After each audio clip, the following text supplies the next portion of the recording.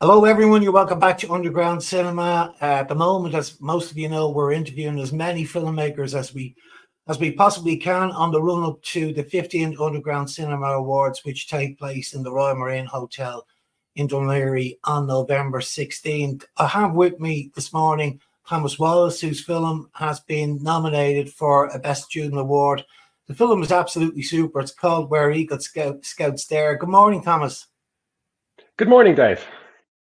Thomas, when we're big fans of IADT over the years. So we screen in Dunleary. I'm from Dunleary. My crew's more or less we're all from Dunleary. So IADT holds a sort of a special place in our heart, and we follow a lot of filmmakers over the years that have started in IADT and worked tirelessly in the film industry for the past couple of years, and we get great satisfaction. When you go to the cinema and you see somebody that that was a student of IADT is now working on some brilliant mainstream Irish films. So we really enjoyed your work, Thomas. Congratulations and well done.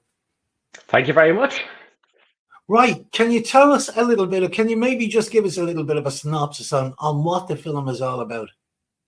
Yeah, so Where Eagle Scouts Dare is basically about a young Boy Scout called Danny, and he is in a patrol called the Eagle Patrol, and they're in a big fight with the Buffalo Patrol on the same campsite. It's kind of like a capture the flag, tug of war kind of thing.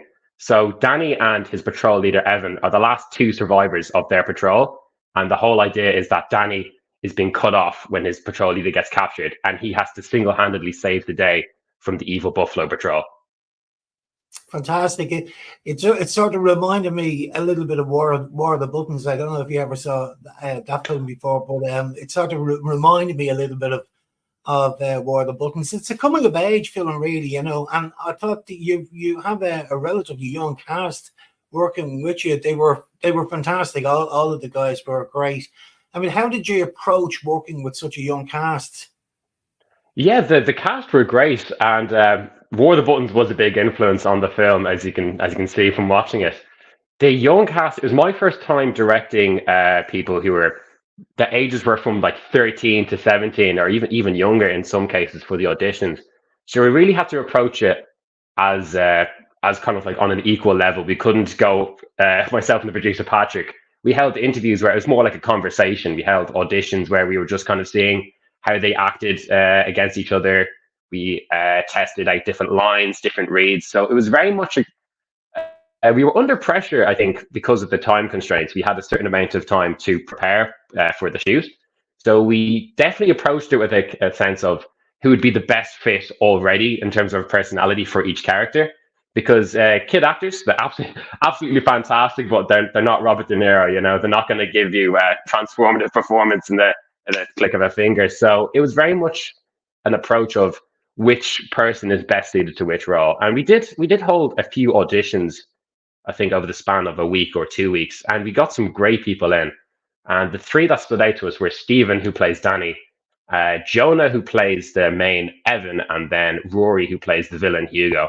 All three of them are fantastic. We held a kind of table read, I think, a week before the shoot, and they were just fantastic together.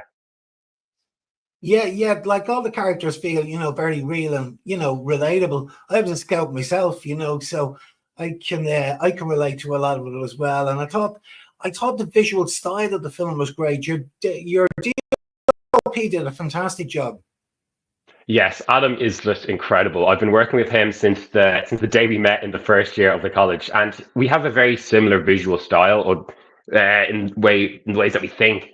So, as you can see from the film, it kind of starts off a bit like a Wes Anderson almost comedy, where it's single frames. It's a bit symmetrical. The color grade is very light and vibrant.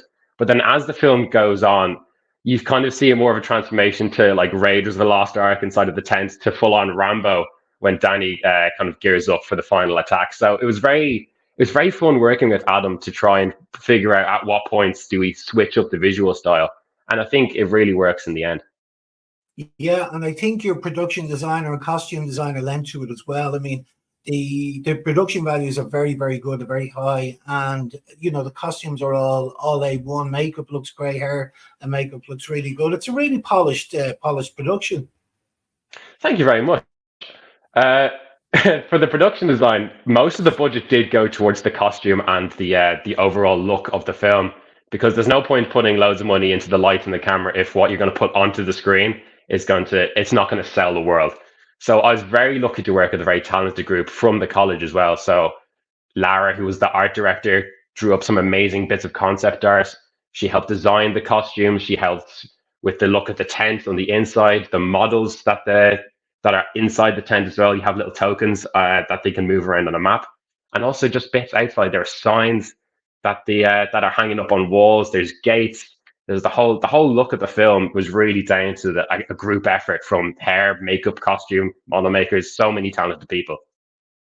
Yeah, and you can really see it as well. And another really great part, aspect of the film as well is the score. The score is excellent. Yes, the score. So my producer Patrick was in Poland last year as part of an Erasmus group, and he worked with a brilliant composer called Cyprian.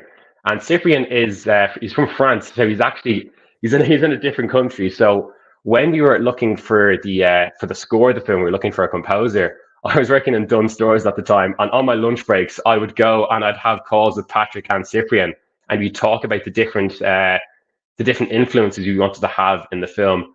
Before we even shot, what I did was I created a list on there's an app called Letterboxd with loads of films, and I also created a Spotify playlist of Yeah. music that I thought would suit the world of the film.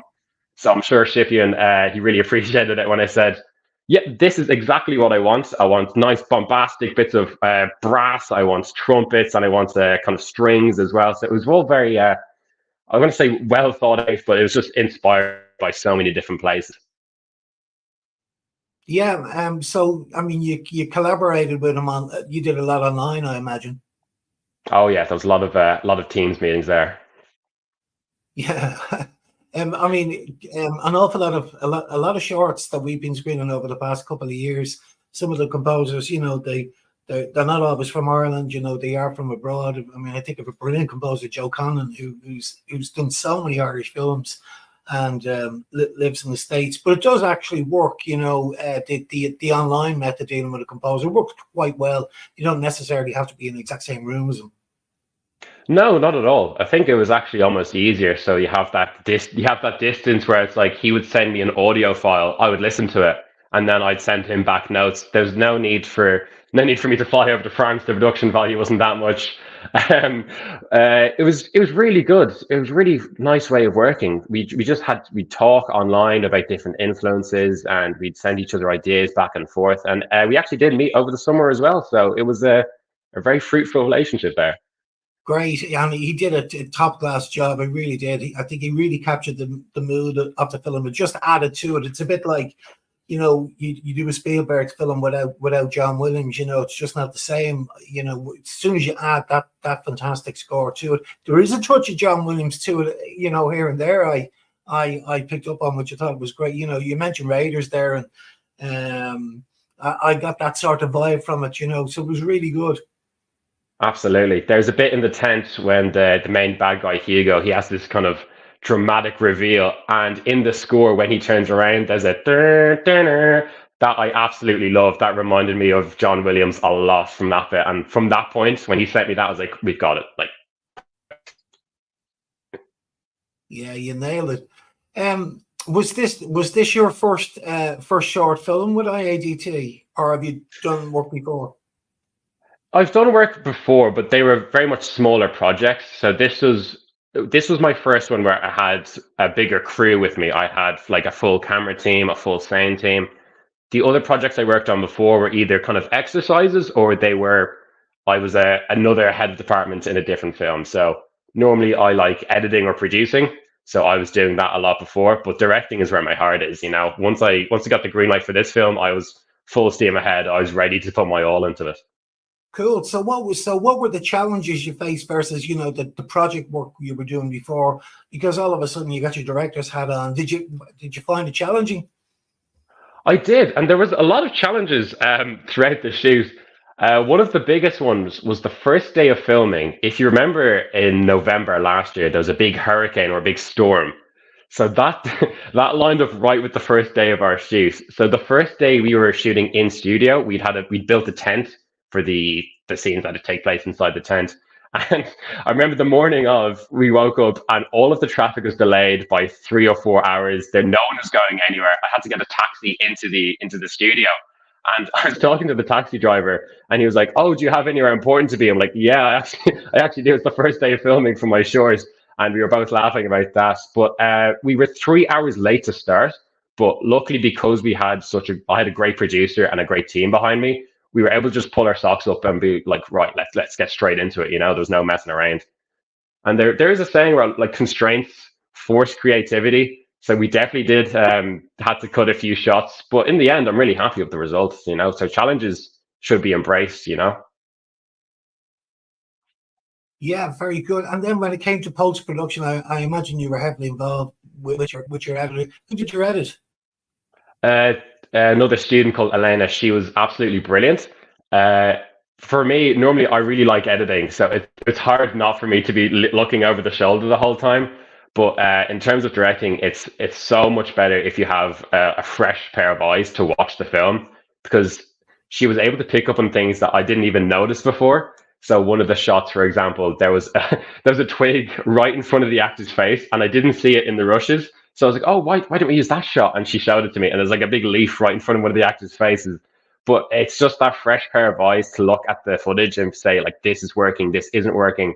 And sometimes you do have to kill your babies. There was a really good shot that I really wanted in, but it just didn't work with the timing of the film. So having Elena as an editor was just invaluable. Yeah, I agree 100% with you. It's very, and you're right. You're the writer as well, Thomas, on top of directing as well. So when you're that close to the film, you're very passionate about it. And if you're going to be the editor as well, there is a tendency all of a sudden a film that should be maybe 12 minutes is 22 minutes because you Yeah. just you're just too close to it, and you find it very hard. It's a bit like what you said there, giving up, one of your babies. It's very, very difficult. So it is definitely a wise move to have an editor that you trust, the second pair of eyes. Obviously, you listen as well, which is great, Thomas. And as a result, then you got a really polished project. Thank you very much. So it's on the festival circuit now at the moment. Has it been? I've read a couple of articles in some of the Kilkenny newspapers. Oh Some yeah. of your young cast are making headlines down in Kilkenny at the moment. I think it's on Yes. Roscommon as well. Yeah. Yes, it was in Roscommon, and I got a great reception there. I got a really good audience reception, and there are people like there's distributors interested in it as well, which is just mind blowing to me. The fact that like we created this film from nothing, and then suddenly we have people watching it in a cinema, and you have people interested in talking about the film. It's almost surreal. Yeah, like your running time is really good. It's 6:50, which is a perfect running time for a night, a good short. It's the type of short that I'd watch, if I was on an airplane and so, there's a short for 6, 7 minutes, I'd watch it, no problem. And it's also one that you can show the kids. It has a great, it screens well to all ages. Everybody can relate to it. It's bang on. And with regard as festivals go, the running time is absolutely perfect. It's a festival directors that's their dream, is to be getting really good content into 6, 7, 8 minutes. It's a bit like yesterday I was talking to Sean Bratnock, who's a horror film director in from Cork. I'm a great fan of his work. We've been screening his work for the last 15 years, but he knows how to really get it down to the right, get it right bang on to the right running time, and it just has you from start to finish. It's one of those films that you don't even notice the time fly by.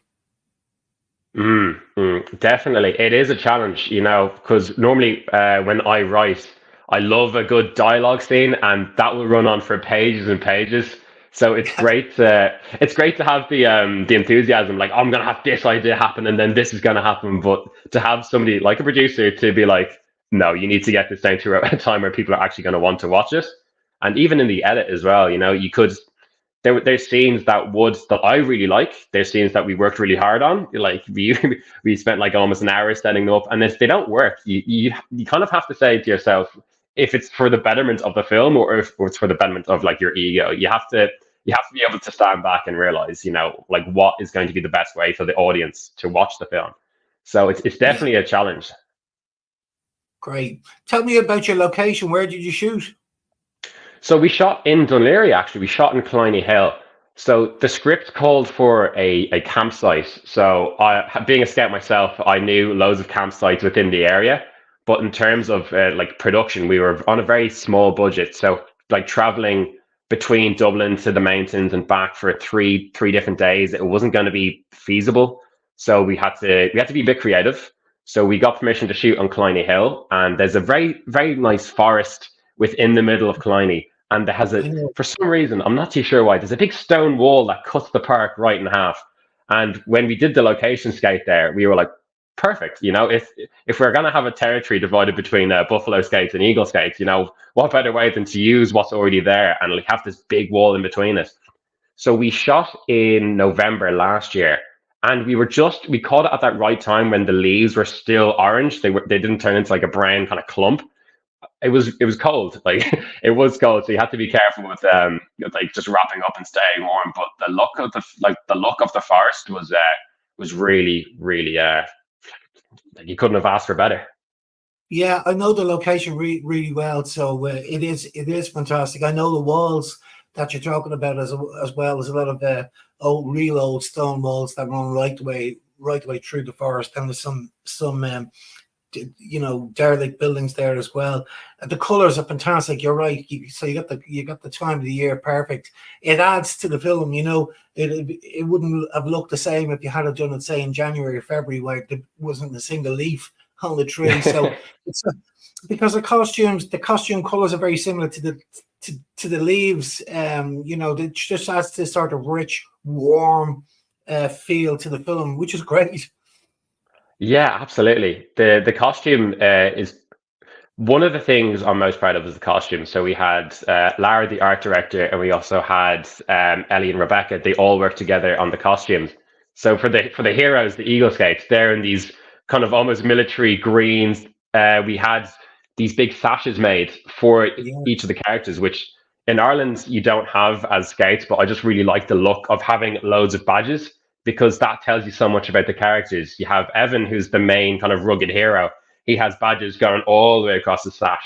Whereas Danny, who doesn't, who hasn't, nobody trusts him as a scout. He has his own little homemade badges. He's sticking bottle caps and he's sticking his own like drawings and leaves onto it.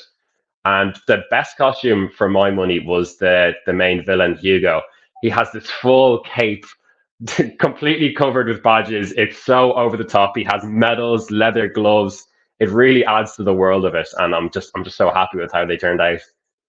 And yeah, well, it's absolutely fantastic, and it definitely deserved the nod for best student film this year. So now that you've got your first really good short film out of the way, what's next in the cards? Anything in the pipeline? There actually is. Over the summer, myself and Lara, the art director, we collaborated on another film. So this one is a bit longer. It's a romantic comedy set in a record shop because we had access to the volume records in Dunleary. So we managed to secure the location, get some actors, and we recorded a 25 page script in there, which kind of goes against what I was saying earlier. But we Yeah. finished that in, I think, at the start of September. So we're in post production for that one now, and it's looking incredible. We've had a very similar team working on it, and it's just been amazing.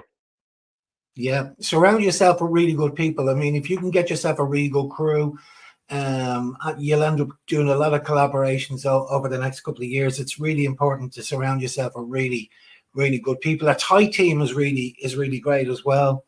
So, how long? How many more years now have you got an IAGT to go? So Or, this is my final year now. So this is the grad film year. So I am right. majoring in producing and I'm going to minor in editing. And I am currently working on a film about Let's see. I'm currently working on a film about a gambler, so it's definitely more of a social realist film, which is a completely different genre. But that's I'm all about embracing different types of films. Well, Thomas, we wish you the very best of luck in your future endeavors. We look forward to seeing your new short film in the future, and we'll look forward to seeing you in the awards in November. Thank you very much. I'm looking forward to it. Yeah, I believe some of the cast, like some of the cast, have got their tickets as well. So it should be a great night at your table. Absolutely. Okay, Thomas. Well, thanks for joining us, and we'll see you in November. Thank you very much for having me. Okay.